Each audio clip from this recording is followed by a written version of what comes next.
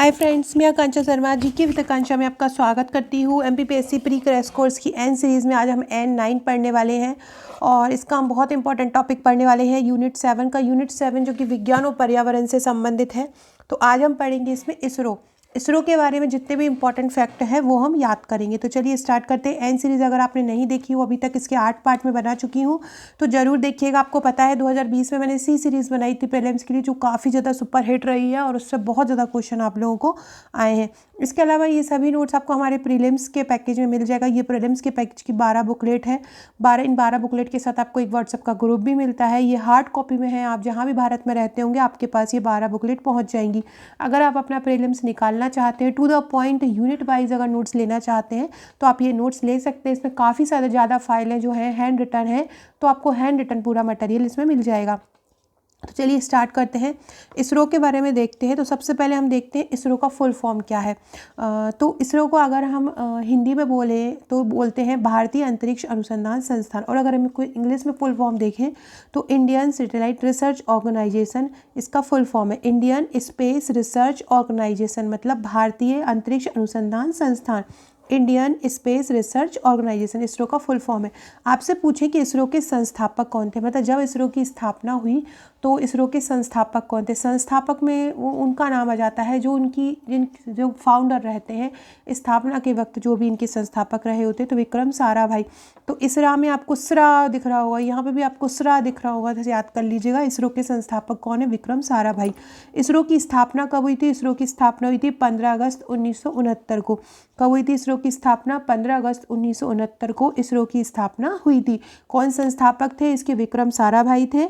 कब स्थापना हुई थी? 15 अगस्त 1969। 15 अगस्त भी ध्यान में रखिएगा। आपसे पूछे इसरो का मुख्यालय कहाँ है, तो इसरो का मुख्यालय है बेंगलुरु में। कहाँ पे है? बेंगलुरु में। इसरो के चेयरमैन कौन है? इसरो के चेयरमैन है के शिवान। वर्तमान अगर चेयरमैन देखें इसरो के तो कौन है? के शिवान। इसरो का उद्देश्य क्या है? तो भारतीय अंतरिक्ष कार्यक्रम संचालित करना। क्या है फ्रेंड्स, जो हमारा जो एन सीरीज़ का कोर्स चल रहा है इसमें बहुत इंपॉर्टेंट टॉपिक मैं आपको कराने वाली हूँ, जहाँ से आपके प्रश्न बनना ही बनना है 100%।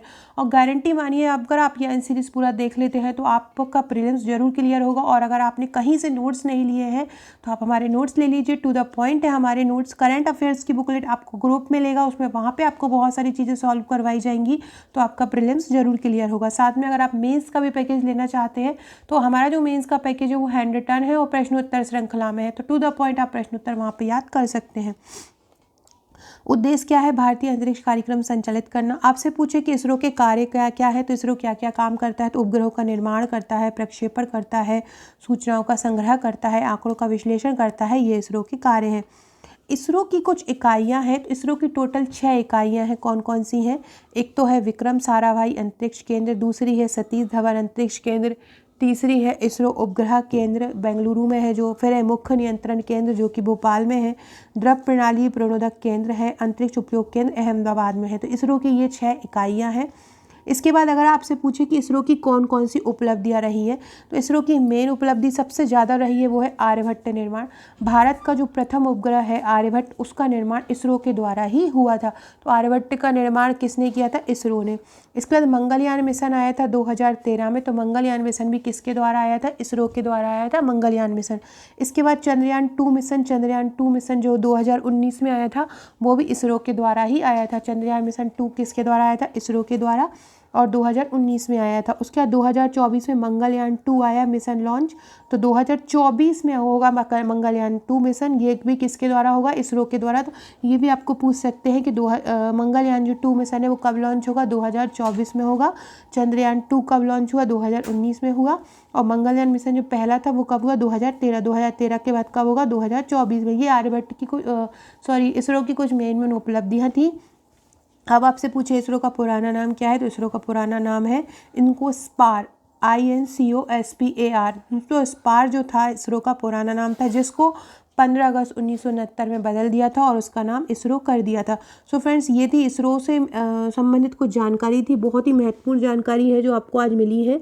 इसी प्रकार की अगले जो हमारे अंतरिक्ष संस्थान है जैसे कि बार्क हुआ या CSIR हुआ, तो इन सभी की जानकारी जो है और जितने भी अंतरिक्ष संस्थान हैं, भारतीय अंतरिक्ष अनुसंधान समिति है, इनकी डिटेल में जानकारी हम नेक्स्ट वीडियो में पढ़ेंगे।